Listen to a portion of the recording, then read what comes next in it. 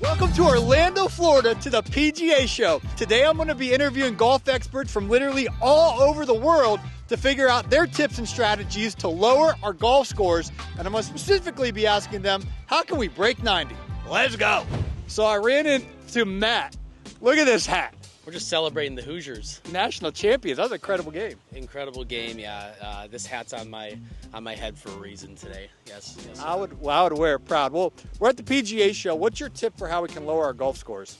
Spend a lot of time around the greens, very intentionally. That's I'm talking to myself right here, as much as you in the audience, but a lot of time working on shots that matter, using different clubs. Certainly hardly qualified to share that advice. I'm not a pro here. I'm also I'm a content guy, but I play a lot of golf.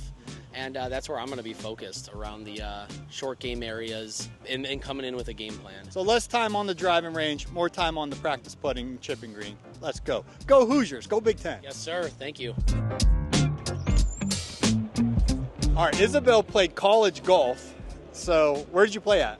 I played at Southern Wesleyan University. What would be your tip for someone who's trying to break 90?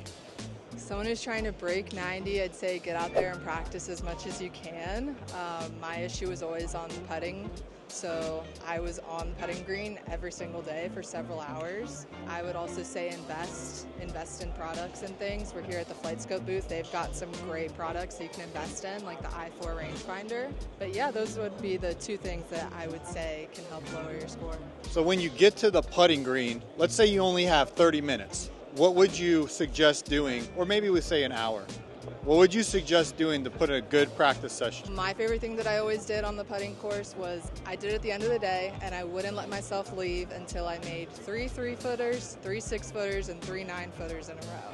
So I would stay there until I couldn't stay any longer, and that was something I did in college golf too. Before we had to leave, every teammate had to make a 3, 6, and 9. Those small putts, they might seem easy, but they're not, so it's good to practice them. So practice 3-footers. Once you make 3 in a row, then you go back to 6-footers. So what if you make the first 2 and then you miss the 6-footer? You have to go back to the 3-footers or go back to the... Back to the 3-footers. I'd be there until the sun went down. So make 3 3-footers, 3 6-footers, and then 3 9-footers? That seems impossible. Sometimes I stopped after 6 feet, but I tried to get through 6 9 every single time. Wow, well that will make you a better putter for sure. And play with golfers who give you them 3-footers. Take it away. That's good. I like playing with them. Got to get out there on the putting course.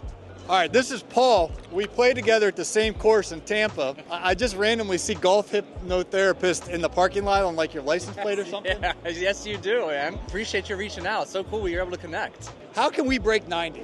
Oh man, it's a fantastic question. And really the place is starting up here. It's between the ears, because you know as well as I do, we can swing on the range all day, every day, but if we can't directly transfer it to the course, it's all for nothing. And what I mean by that is starting to look inward, identifying what are my common mental patterns, thoughts, beliefs around how capable am I, how deserving am I? And I know this is the work most people don't want to do, but it's learning to reflect through a lens of non-judgmental curiosity. What's holding me back? Where do I get stuck? What triggers the fear, the anger, the shame? And when you can begin to understand that, that's the opportunity to begin to unlearn it. They're all patterns, they're all learned, and we can do the work to unlearn them. Now, I play at Tampa Palms. It's, in my opinion, the hardest golf course I've ever played. There's hazard on every hole. How can I lower my scores out at Tampa Palms specifically? Yeah, so first and foremost, I think something people don't understand is our subconscious. It dictates 95% of what we do every day, and it takes direct instruction. So you're lining up, you got trees on the right, you got water on the left, your mind is automatically programmed, don't hit there, don't hit there. The challenge is your subconscious doesn't recognize the word no. So all it hears is hit there, hit there, hit there. So you have to be very intentional, very positive about where you want to place the ball, and your body will follow the command. Yesterday on hole 2, which is an easy par 3, they had the pin tucked left. So I was like, don't go left because it could go out of bounds. And I pull it left, it kicks left and goes out of bounds. I get a double. Yeah, you got to be incredibly intentional. Again, your mind wants to help you. It always thinks it's helping you, but it's looking for you for feedback, for guidance. So you've got to mentally steer the ship, if you will, and say, like, this is my target, this is my intention, and constantly reiterating it over and over again. Thank you, Paul. Hey, absolute pleasure. We're here at the Good booth. What's your tip for trying to break 90? I would say the biggest thing, other than hitting fairways, because if you keep it in play, you're going to shoot a lot better, is dialing in the putter. I couldn't break 90 at the start because I was 3-putting all the time. If you have better lag putts, it's like you'll drop probably 5 strokes right away. So you just lag putt, and then the close putts get a little better at. But if the lag putts are good, you're going to get a lot closer in 2-putt. And then after that, hit fairways, and you're breaking 90 every time, I promise you.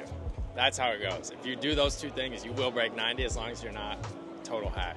Yeah. We have a mutual friend, Zach, and he was telling me your story how you were like making golf videos in Michigan, and now you're making golf videos for Good. What's that story? We started our channel in high school, my partner Ashton and I. We filmed in the school hallways, and then we're like, let's make YouTube videos on top of these TikTok videos we're making. We just tried to make creative ideas that stood out because the golf niche had a lot of matches. We tried to do things more creative, and then Good recognized it, and they're like, come on board. What was that like when they recognized it and invited you to come on board? How did all that happen? We went to their tournament. They invited us out. Actually, Matt Kendrick, the CEO, was sitting in there. He said, come out to a tournament because he saw our videos. And then we hit it off with them there. And then 2 weeks later, we hopped on a call, and they were like, we want you boys to come on board. And we were pretty blown away. It was crazy. Small town Saginaw, Michigan boys getting out there. So it was amazing. So what's your advice to someone who's thinking about creating content in any genre from your experience? Study the people at the top of the industry. If you study the people that have made it before, they're just people. If they did it, you can do it too. Just take every step they took. Don't cut corners. Trust the process. You're there. And then have you had to move from frigid Michigan down to Texas, or are you still located in Michigan?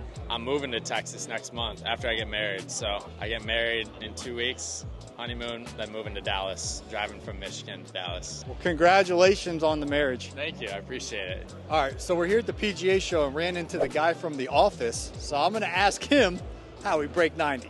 What's the best way for golfers to lower their scores? Putt better. Thank you. There you go. The guy from the office said the putt better. All right, so we're talking about lowering our golf scores, breaking 90. What if you're actually playing the wrong golf ball, meaning it's not best suited for your game? What is a ball fitting? Our guy, Tiger, says the golf ball is the most important piece of equipment in your bag because it's going to be the thing that impacts every single shot, whether it's a tap in for 2-inch or you're trying to hit a drive 300 yards. The golf ball is going to be there for every one of those shots. It's super important. So we have a multitude of balls here that were designed from ball fitting. We're the #1 ball fitter in golf. We've done over 4.5 million fittings, and we've been doing ball fitting for 20 years. So we've learned a lot, and we've designed the new Tour B behind that. We have 2 balls that are designed for swing speeds under 105, one a little bit more for distance, one for more greenside spin and control, and then we have 2 golf balls that are designed for 105 and above. Same thing, the X for a little bit more distance, the XS for more spin and control around the green. So we have a whole line that could fit every golfer, whatever needs they need. So I've done a club fitting. We've put it on the channel before, very popular video, but I've never done a ball fitting. Like, how does somebody know this is my club head speed and this is the ball I should get? Well, that's a great question. So we do a lot of live fittings. We have live fitting going on right now in the booth. We're happy to have you jump in and just kind of put it to the test. But what we do is we look at all your metrics, not just swing speed. We look at spin, launch angle, distance carry, peak trajectory, all those things to make sure the ball matches up perfectly with your conditions. Is there a line, or can I get fitted to see which ball is best for me? Oh, let's get you right in there. Not much of a line right now. All right, let's go.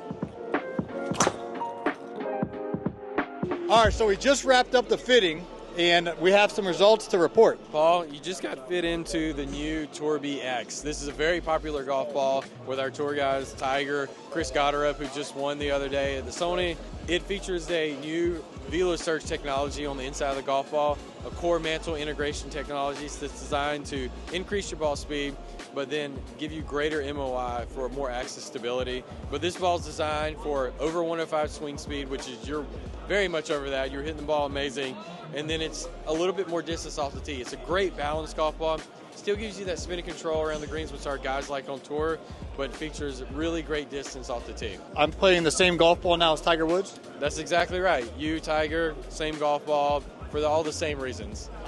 I like my name in the same sentence as Tiger Woods. So. Yeah, we'll take that for sure. Evan, what's the best way golfers can break 90? Keep it in play and no 3-putts. So whatever the club that is to get in the fairway or to just move it up, just use that club. Don't use driver every time, and then try not to 3-putt. From a social media perspective, what's your best creator tip for someone who's trying to create content? Document, don't create. So whatever you do, whatever your story is, just document it. People will follow a cool story and will love to follow along. Your story, you played football, right? And golf. How did you get into social media, and then where's it taking you? Literally, one of my roommates said to make a video of playing both sports in college, so I was like, all right, sounds good, and then did really well on TikTok, and then just kept on riding that wave, and now I get to play with some of the best athletes and some of the best professional golfers in the world. What's been the craziest story of who you got to connect with or play with? Playing with Shane Lowry right before he won the Ryder Cup was probably one of the best experiences, and then as well as Billy Horschel that I just filmed with. I'm a big Gator fan, so that's probably it too. Well, thank you for your time. Absolutely. Bro. Nice to meet you, Evan. Yeah, good to meet you. Most people are saying if we want to improve our golf scores, we got to get better at putting. There's also things we can do around the course to help us lower our scores, like making smart decisions with our club selection. How's this new rangefinder helping us on the course? Because this thing is so much different than the other rangefinders out there. Yeah, so this is the FlightScope i4 laser rangefinder. It's not only going to give you your slope, direct distance to the target, but it's going to give you an effective play as distance based on the temperature, humidity, local weather conditions of the day, and a user selectable wind dial. So that 155-yard shot to the pin doesn't always play 155 yards. Sometimes it can play 137, sometimes it can play 170. So with the rangefinder, it'll give you an effective play as number and also be able to use your own data to give you a club recommendation for that shot. Basically, when you look through this, it's going to calculate, okay, it's 155 to the pin, but it's heavy downwind. So I live in Tampa, so it connects to the weather in Tampa, and it knows my 155 club is a pitching wedge, but it can tell me, no, hit the 9-iron or hit the, I don't know what else I'd hit. Yeah, so it's a great little tool. You don't have to own a FlightScope launch monitor to import your data. We have a smart gapping function in there.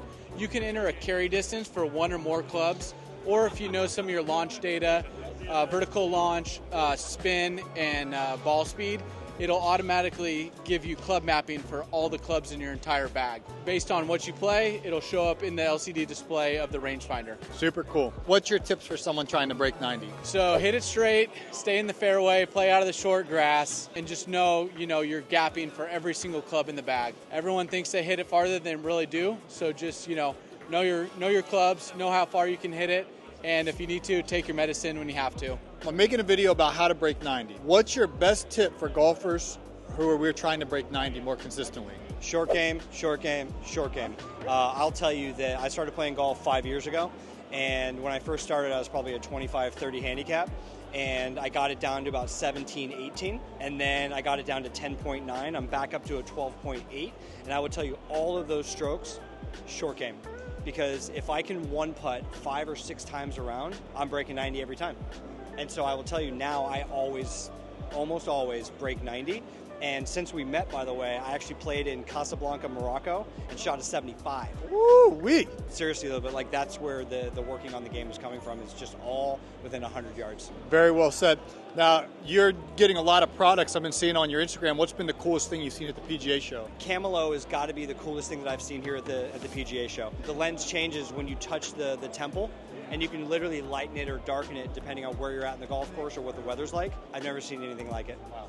Cool. Well, it's good to see you another year out here in Orlando. You're from California, right? So I was from LA. I actually live in Costa Rica now. Oh! My wife wanted to teach internationally, and I was like, let's go. They got golf down there? Heck yeah. I play twice a week, and I think that's why I'm so tan. Nice. Good to see you again. Nice to see you. Thanks, man. Yeah. Take care. So we've been asking folks all day, how do you break 90? How do you lower your golf scores? And they've been saying the same thing.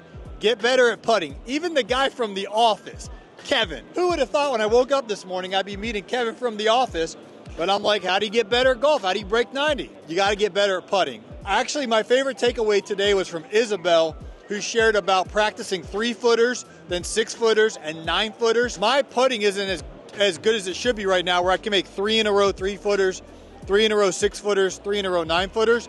But I think I'm going to modify that drill, maybe make like 3-footers, 4-footers, and 5-footers before I leave the golf course each day. Try to get better at making those short to mid-range putts. So at the end of the day, if we want to lower our golf scores, it starts on the green, eliminating those 3 putts, getting better at leg putting, and putting a lot of our practice on there. Now, I will say there's some pretty cool technology and equipment here that I'm going to try to incorporate into my game that can maybe shave a stroke here or there.